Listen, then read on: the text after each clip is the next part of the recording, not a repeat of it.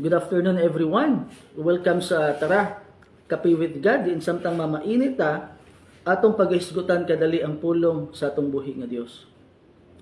So nining kahapon nun atong hisgutan kadali ang Salmo 16 bersikulo 1. Diin usa kini siya sa mga sulat ni Haring David. So matod pa dinhi, preserve me, O God, for in you I put my trust. Kung magisgot ta og preserve, dali kay nato ni siyang masabtan. Example niini, kung magisgot ta og pagkaon. Para ma-preserve nato ang pagkaon, kanang dili siya daling madaot, dili siya daling mapanos, ug magamit pa nato pagkaugma, pwede nato siyang initon. Okay? O kaha ibutang nato sa freezer. Ang purpose niini aron mutaas pa ang iyahang kinabuhi or magamit pa nato sa sunod adlaw. So dinhi atong makita nga si Haring David midangop siya sa Ginoo aron mapreserba ang iyahang kinabuhi. Kung atong tan-awon sa Bisaya nga translation, ang word nga preserve sa maayong balita Biblia gihubad siya dito og panalipdi. Okay? Kung ato po siyang tan-awon sa lain nga Bisaya nga translation kining bugna or gipadayag, ang preserve gihubad siya dito og bantayan. Sa ato pa, si Haring David miduol siya sa Ginoo aron panalipdan ug aron siya bantayan.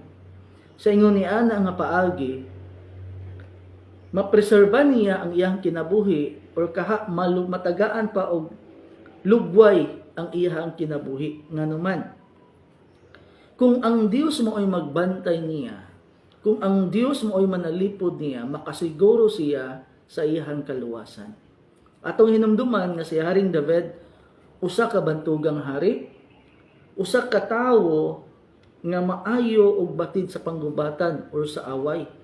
Ug doon na siya mga sundalo nga mga eksperto sa away o sa gera.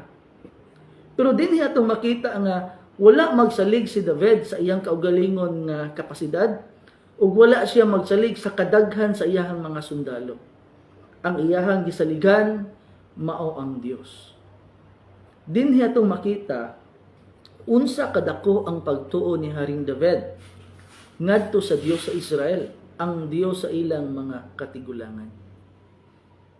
Ang pangutana nako karon, kitang mga Kristohanon, kitang mga tao nga nagtuo sa Ginoo, ingon ani bapod kadako ang atong pagsalig sa atong Dios? Ingon ani ba kadako ang atong kumpiyansa sa atong Dios, nga ang atong Dios, ang Dios nga atong gisaligan, ang Dios nga atong gituuhan, ang Dios nga atong gisimba, ang Dios nga atong gialagaran? Hingpit ba ang atong pagtuo kaniya nga siya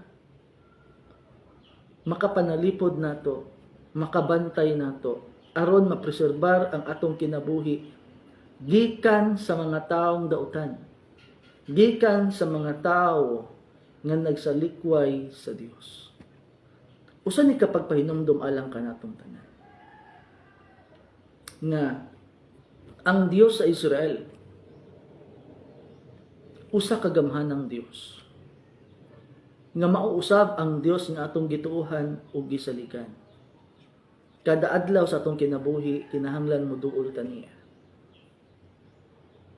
kinahanglan nga modangop ta niya aron mapreserba ang atong kinabuhi. So dinhi lang sa takotob no. So daghang salamat sa inyong paguban kanako og nagampo ko nga din ang Dios magauban ug magabantay kanatong tanan ug magapanalangin kanato ilabi na sa atong panahon karon nga doon na po'y laing bagyo nga misulod sa ato ang nasod no. O sulod na sa pipila ka adlaw ang pag-ulan, ang kusog nga hangin ug ang pagbaha. Gani doon na yung mga kinabuhi nga nakalas ug doon na yung mga property nga nangadaot ug nangaguba.